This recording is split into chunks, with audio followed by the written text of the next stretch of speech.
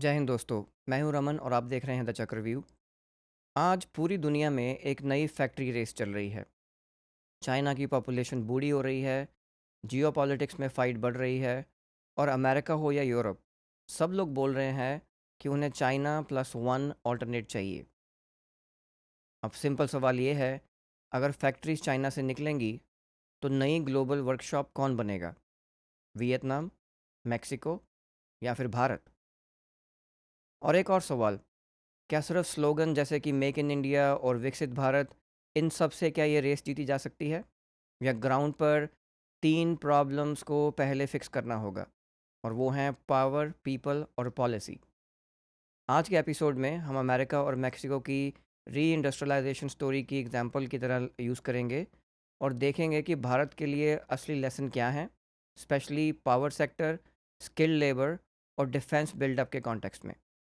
सबसे पहले थोड़ा ग्लोबल बैकग्राउंड की बात करते हैं। अमेरिका में अभी दो पैरेलल चीज़ें चल रही हैं। एक तरफ चाइना के ऊपर टैरिफ्स और सप्लाई चेन रिस्क की वजह से री इंडस्ट्रियलाइजेशन, यानी फैक्ट्री को वापस नॉर्थ अमेरिका में लाने की कोशिश, और दूसरी तरफ huge defence buildup, missiles, artillery shells, ammunition, सबकी प्रोडक्शन बढ़ाई जा रही है, फ्यूचर में एक चाइना और रशिया के साथ होने वाले कॉन्फ्लिक्ट को ध्यान में रखकर।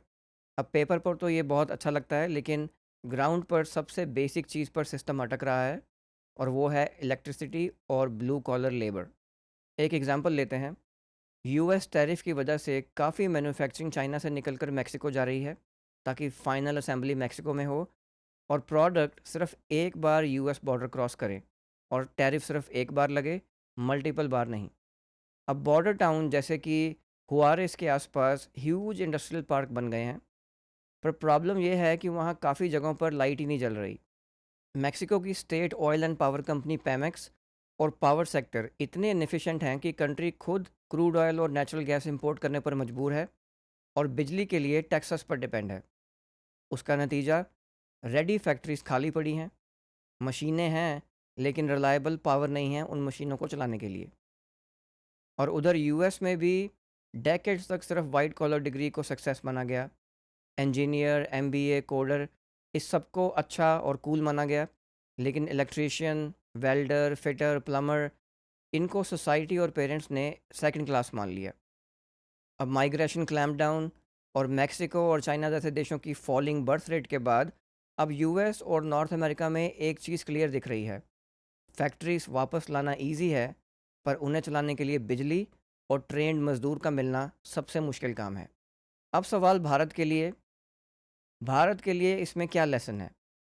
हम अक्सर बोलते हैं India is the next China, China plus one, supply chain shift हमारी तरफ आ रही है। गवर्नमेंट का टारगेट है कि मैन्युफैक्चरिंग का शेयर जीडीपी में लगभग 25% लेके जाना है 2030 के आसपास, लेकिन अभी ये रफली मिड टीन्स में घूम रहा है, करीब 15-16% के आसपास। अब दूसरे शब्दों में, हम अभी भी सर्विसेज हैवी इकोनॉमी हैं, फैक्ट्री हैवी नहीं है। अच्छी न्यूज़ ये है कि पावर साइड पर पिछले 10-11 साल में भारत ने ह्यूज जंप लिया है। जून 2025 तक हमारी इंस्टॉल्ड पावर कैपेसिटी लगभग 476 गीगावाट तक पहुंच गई है। नॉन फॉसिल सोर्सेज यानी कि सोलर, विंड, हाइड्रो, न्यूक्लियर, इन सबको मिलाकर टोटल कैपेसिटी का लगभग आधा हिस्सा इनसे आता है।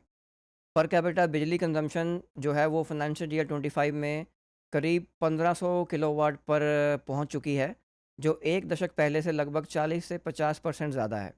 अब ये सब जेन्युइनली काफ़ी बड़ी अचीवमेंट्स हैं, लेकिन अगर हम ऑनेस्टली बात करें तो हर भारतीय को पता है, मेट्रो सिटी के अंदर इंडस्ट्रियल बेल्ट में भी अक्सर वोल्टेज फ्लक्चुएशन होती है, फीडर ट्रिपिंग होती है, ट्रांसफार्मर फेल होते हैं, डिस्कॉम लॉसेस जैसी प्रॉब्लम बनी रहती हैं। अब कई स्टेट्स में डिस्ट्रीब्यूशन कंपनीज की फाइनेंशियल हालत इतनी वीक है कि वो long term industrial PPA sign करने से भी डरती हैं। ग्रिड कंजेशन की वजह से रिन्यूएबल्स की पावर कई बार फुली यूज़ ही नहीं हो पाती। तो भारत के लिए पहला लेसन सिंपल है, अगर हम चाइना प्लस वन बनना चाहते हैं तो पहले हमें पावर प्लस वन बनना पड़ेगा। सस्ती नहीं तो कम से कम रिलायबल 24/7 इंडस्ट्रियल पावर, ये एक नॉन नेगोशिएबल चीज़ है। अब गीगा फैक्ट्री हो, डेटा सेंटर हो, चिप पैकेजिंग प्लांट हो या डिफेंस इलेक्ट्रॉनिक्स यूनिट, सबकी फर्स्ट लाइन आइटम होती है बिजली कितनी स्टेबल है। अब आते हैं दूसरे पिलर पे, वो है पीपल। अमेरिका और चाइना दोनों ने एक कॉमन मिस्टेक की, उन्होंने डेकेड्स तक बच्चों को ये मैसेज दिया कि ऑफिस वाला white collar job blue collar job से सुपीरियर है, और उसका नतीजा प्लमर्स, वेल्डर्स, मशीनिस्ट, इलेक्ट्रिशियंस, इन सब की भारी कमी हो गई। अब भारत में भी हम कुछ हद तक सेम गलती कर रहे हैं। हर पेरेंट का ड्रीम है कि बच्चा engineer, doctor, MBA, coder, software engineer ये सब बने। लेकिन रियल फैक्ट्री फ्लोर पर चाहिए होता है CNC operator, welder, fitter, tool and die maker, industrial electrician, robotics technician. अब भारत के पास सबसे बड़ी एडवांटेज क्या है? वो है हमारी यंग पॉपुलेशन।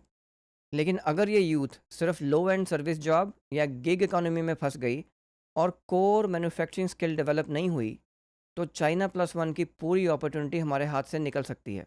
अब अच्छी न्यूज़ ये है कि नई लेबर कोड्स और रिफॉर्म से गवर्नमेंट ने कंप्लायंस सिंप्लीफाई करने की कोशिश की है, ताकि मैन्युफैक्चरिंग यूनिट को थोड़ा फ्लेक्सिबल इन्वायरमेंट मिले। प्रोडक्शन लिंक्ड इंसेंटिव जैसी स्कीमों ने इलेक्ट्रॉनिक्स, मोबाइल्स, बैटरीज, डिफेंस जैसे सेक्टर में फॉरेन और डोमेस्टिक कंपनीज को अट्रैक्ट किया है। लेकिन अगर हम आईटीआई, पॉलीटेक्निक, अप्रेंटिसशिप इकोसिस्टम को अग्रेसिवली मॉडर्नाइज नहीं करेंगे, German style dual training model को अडॉप्ट नहीं करेंगे, तो फैक्ट्री बिल्डिंग तो हो जाएगी, पर स्किल्ड हाथ नहीं मिलेंगे। अब सिंपल भाषा में, भारत को सिर्फ कोड लिखने वाली इकॉनमी नहीं, कोड प्लस मशीन दोनों चलाने वाली इकॉनमी बनना होगा। अब आते हैं तीसरे पिलर पे, वो है पॉलिसी और जोनिंग।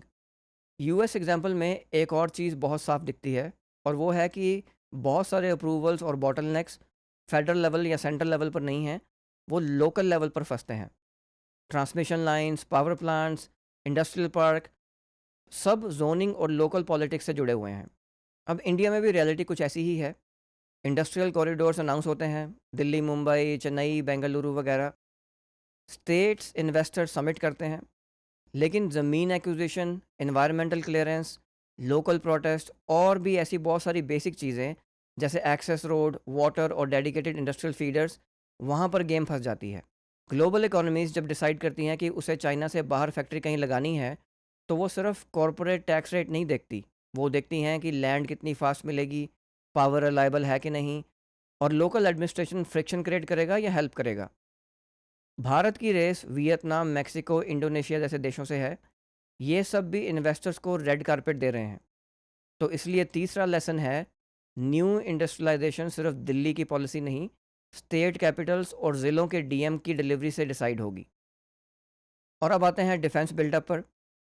यूएस अभी खुद के लिए और संभावित चाइना रशिया कॉन्फ्लिक्ट के लिए एम्यूनेशन और मिसाइल प्रोडक्शन कई गुना बढ़ाने की प्लानिंग कर रहा है। अब कई स्पेशलिस्ट ये पॉइंट आउट करते हैं कि यूक्रेन को दी जा रही यूएस मिलिट्री एड मोस्टली पुराना स्टॉक है, और असली फ्रेश प्रोडक्शन फ्यूचर फाइट्स के लिए की जा रही है। भारत की स्टोरी कुछ अलग है, लेकिन एक सेंस में थोड़ी सी पैरेलल भी है। पिछले कुछ सालों में भारत ने इंडिजिनस डिफेंस प्रोडक्शन में काफ़ी बड़ा जंप लिया है। फाइनेंशियल ईयर 2023-24 में भारत ने डिफेंस प्रोडक्शन लगभग 1.27 लाख करोड़ तक पहुंचा दी। अगर इसको हम 2014-15 के लेवल से कंपेयर करें, तो 170% से ज़्यादा ग्रोथ हुई है। डिफेंस एक्सपोर्ट भी 90 से ज़्यादा देशों तक पहुंच गए हैं। यानी हम सिर्फ हथियार खरीदने वाले नहीं, धीरे धीरे हथियार बेचने वाली इकोनॉमी भी बन रहे हैं। लेकिन यहाँ सेम रियलिटी चेक अप्लाई होता है। डिफेंस फैक्ट्री को भी चाहिए reliable power, high and skilled labour और प्रिडिक्टेबल पॉलिसी। कोल्ड वॉर के टाइम पे जो टेक ब्रेक थ्रू डिफेंस से सिविल सेक्टर में स्पिल होते थे, जैसे कि रेडार से एविएशन, स्पेस टेक्नोलॉजी से सैटेलाइट टीवी, डिफेंस कंप्यूटिंग से इंटरनेट, आज की दुनिया में उसका पैटर्न थोड़ा सा बदल चुका है। अब AI, space launch, chips, drones, robotics का बड़ा हिस्सा प्राइवेट टेक इकोसिस्टम्स और मल्टी कंट्री सप्लाई चेन से ड्रिवन है, ना सिर्फ कि डिफेंस लैब से। अब इसका मतलब, डिफेंस बिल्डअप जॉब्स क्रिएट करेगा, टेक्नोलॉजी डेप्थ देगा, लेकिन अकेले वो पूरी इकोनॉमी को नहीं उठा सकता अगर बाकी मैन्युफैक्चरिंग, लॉजिस्टिक्स और एजुकेशन इकोसिस्टम वीक है। अब पिक्चर में एक और चीज़ आती है, वो है एआई।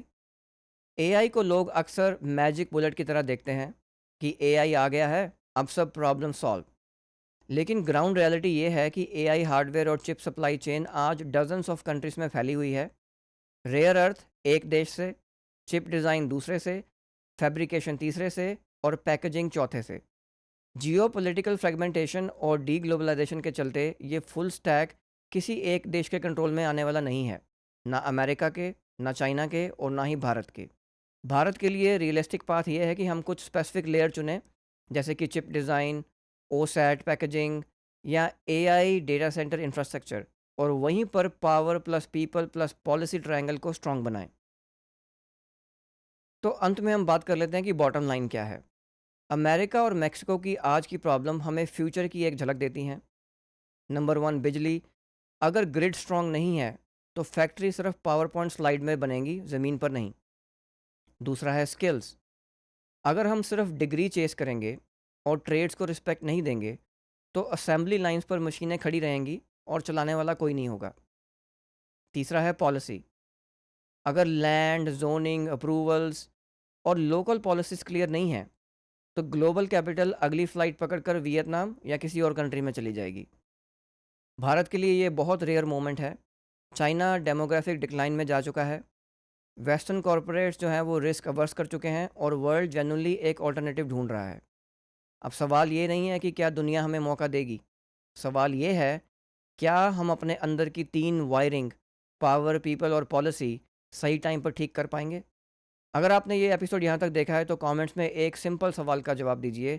आपके शहर में या आपके स्टेट में सबसे बड़ी अड़चन पावर है, स्किल है या पॉलिसी है? और अगर आपको ऐसे ग्राउंडेड भारत के एंगल वाले जियोपॉलिटिक ब्रेकडाउन देखना पसंद है तो वीडियो को लाइक कीजिए, चैनल को सब्सक्राइब कीजिए और अपने दोस्तों के साथ शेयर करना मत भूलिए। मिलते हैं जल्दी एक और एपिसोड में। तब तक के लिए जय हिंद।